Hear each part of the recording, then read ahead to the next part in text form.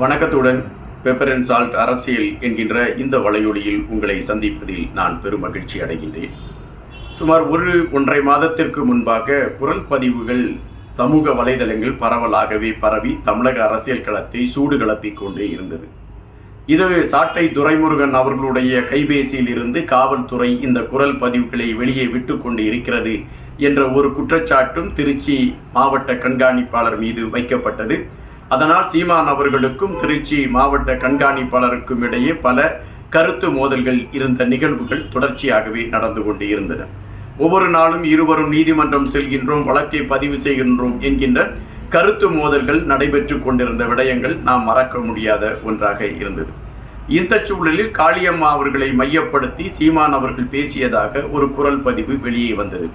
அந்த குரல் பதிவில் காளியம்மா அவர்களை பிசிறு என்று சீமான் அவர்கள் குறிப்பிட்டிருந்த ஒரு விடயம் பரபரப்பாக பேசப்பட்டது. அதன் பின்பு சீமான் அவர்கள் ஒரு மேடையிலே பேசினார். அவள் எங்கள் கட்சியை சார்ந்தவர், அவளை பிசிறு என்பேன், மயிறு என்பேன், யாரும் இதை குறித்து கேள்வி கேட்க தேவையில்லை, அது எங்களுக்கு தெரியும் என்கின்ற ரீதியிலே அவர் கருத்தை பதிவிட்டிருந்தார். அதன் பின்பு காளியம்மா அவர்களை மையப்படுத்தி பரபரப்பான பல செய்திகள் வந்தன.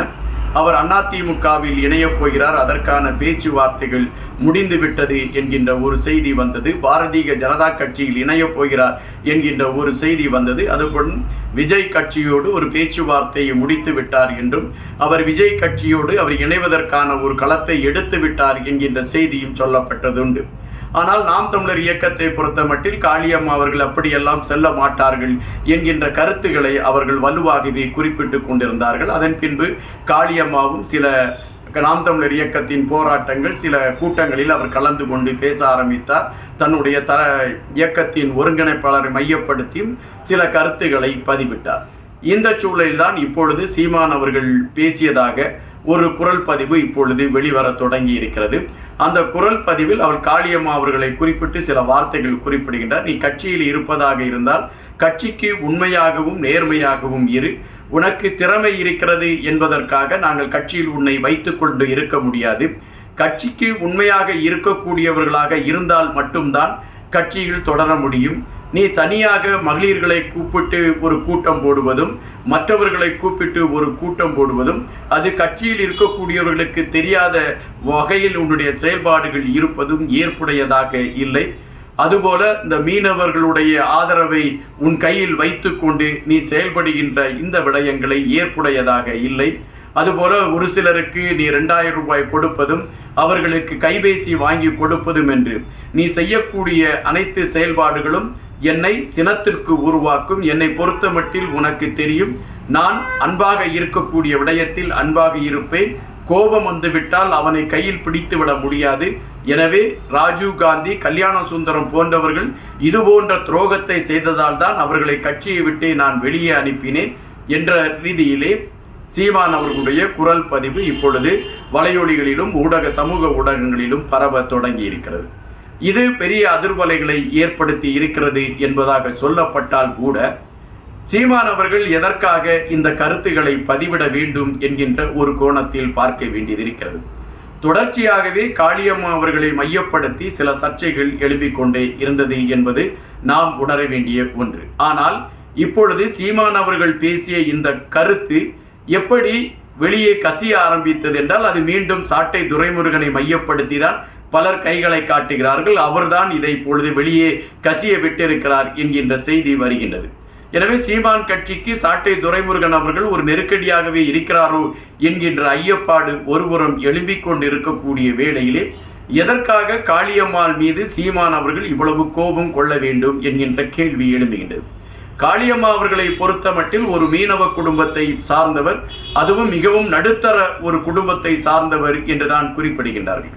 சமூக வலைதளங்களில் காளியம்மாவை மையப்படுத்தி பலர் சில கருத்துக்களை பதிவிடுகின்ற பொழுது காளியம்மாவுடைய அவர் உபயோகப்படுத்தி கொண்டிருக்கக்கூடிய அந்த மகிழுந்தை மையப்படுத்தி கருத்துக்களை சிலர் பதிவிடுகின்றார்கள். மிகவும் நடுத்தர குடும்பத்தை சேர்ந்த காளியம்மா அவர்களுக்கு இவ்வளவு வசதியாக கார் இவ்வளவு விலை உயர்ந்த காரை வாங்குவதற்கு அவருக்கு எங்கிருந்து பணம் வந்தது என்ற கேள்வியை அவர் எழுப்பியிருக்கின்றார்கள்.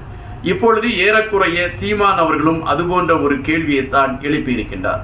நீ கட்சியில் இருக்கக்கூடிய தொண்டர்களுக்கு 2000 ரூபாய் கைபேசியும் நீ வாங்கி கொடுக்கிறாய் என்றால் அது எப்படி என்ற கேள்வியை எழுப்பியிருக்கின்றார்.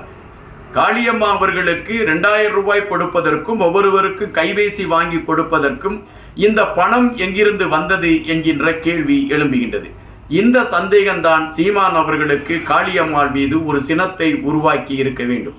தன்னுடைய கட்சியை உடைப்பதற்காக காளியம்மா அவர்களுக்கு ஒரு பெரும் தொகையை கொடுத்து அதற்கான முயற்சிகளை யாரோ கட்டவிழ்த்து விட்டிருக்கிறார்களோ என்கின்ற சந்தேகத்தின் வெளிப்பாட்டில்தான் சீமான் அவர்கள் இந்த குமுறலை எடுத்து வைத்திருக்க வேண்டும் என்பதுதான் பதிவு. இன்னொரு புறம் காளியம்மாவுக்கு இருக்கக்கூடிய ஒரு ஆதரவு, காளியம்மா அவர்கள் தன்னுடைய அந்த மீனவ சமூகத்தை மையப்படுத்தி அவர் எடுத்திருக்கக்கூடிய பயணங்கள் அவருக்கு ஒரு பெரிய செல்வாக்கை உருவாக்கி இருக்கிறது என்பது மறுப்பதற்கு இல்லாத ஒரு களம்.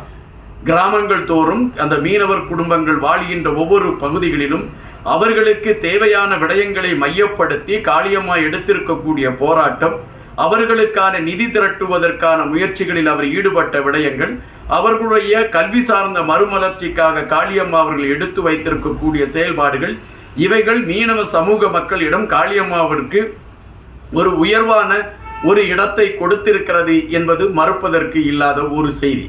இந்த வளர்ச்சி சீமான் அவர்களால் தாங்கிக் கொள்ள முடியவில்லையா என்கின்ற கேள்விதான் இப்பொழுது ஒரு சிலர் வைக்கிறார்கள். காரணம், சீமான் அவர்களை பொறுத்த மட்டில் நாம் தமிழர் இயக்கத்தில் ஒரு மனிதனை முன்னிலைப்படுத்திய அரசியல் களம்தான் எழுதப்பட்டு கொண்டு இருக்கின்றது.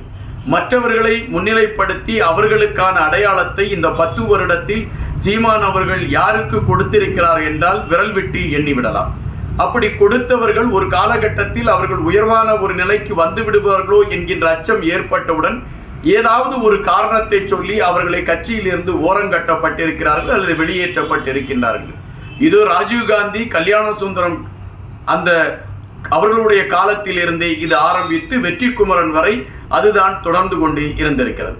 தற்பொழுது காளியம்மா அவர்களுக்கும் அதுபோன்ற ஒரு நிகழ்வு தான் அரங்கேற ஆரம்பித்திருக்கிறதோ என்கின்ற கேள்வி பலராலும் எடுத்து வைக்கப்படுகின்றது. ஆனால் பலர் சொல்லக்கூடிய அந்த நாம் தமிழர் இயக்கத்தில் இருக்கக்கூடிய முக்கியமான சில தோழர்கள் சொல்லக்கூடிய விடயம், காளியம்மா அவர்கள் இப்பொழுது கட்சிக்கு விசுவாசமான ஒரு களத்தில் அவர்கள் செல்லவில்லை. அவர்கள் தான் சார்ந்த ஒரு பயணத்தை எடுப்பதற்கு கட்சியை பயன்படுத்துவதற்கான முயற்சியை எடுத்துக்கொண்டிருக்கின்றார்கள். அது தெரிந்த காரணத்தினால்தான் இப்பொழுது எங்களுடைய ஒருங்கிணைப்பாளர் கொதித்திருக்கிறார், இதை தவிர வேறு எதுவும் இல்லை என்று பதிவிடுகிறார்கள். நான் முன்பு சுமார் 1 மாதத்திற்கு முன்பு குறிப்பிட்டேன். அதுபோல விஜய் அவர்களுடைய கட்சியின் மாநாடு அறிவிக்கப்பட்டவுடன் நான் ஒரு கருத்தை பதிவிட்டிருந்தேன். காளியம்மா அவர்களுக்கு விஜயின் கட்சியில் இருக்கக்கூடிய முக்கிய தலைவர்களுக்கும் ஒரு ரகசியமான பேச்சுவார்த்தை நடந்து முடிந்து விட்டது என்று. உடனே நாம் தமிழர் இயக்கத்தை சார்ந்த தோழர்கள் நமக்கு கடுமையான எதிர்ப்புகளை எல்லாம் பதிவு செய்திருந்தார்கள். ஆனால் தற்பொழுது அதுதான் நிஜம் என்கின்ற செய்தி வருவதற்கான சூழல் உருவாகி கொண்டு இருக்கிறது என்பது மறுப்பதற்கு இல்லாத ஒரு செய்தியாக இருக்கிறது. காத்திருங்கள், களங்கள் மாறும். காளியம்மா தன்னுடைய கூட்டை மாற்றுவதற்கான களமும் அமையும் என்பதுதான் இன்றைய அரசியல் களமாக இருக்கிறது. நன்றியுடன் இன்பா.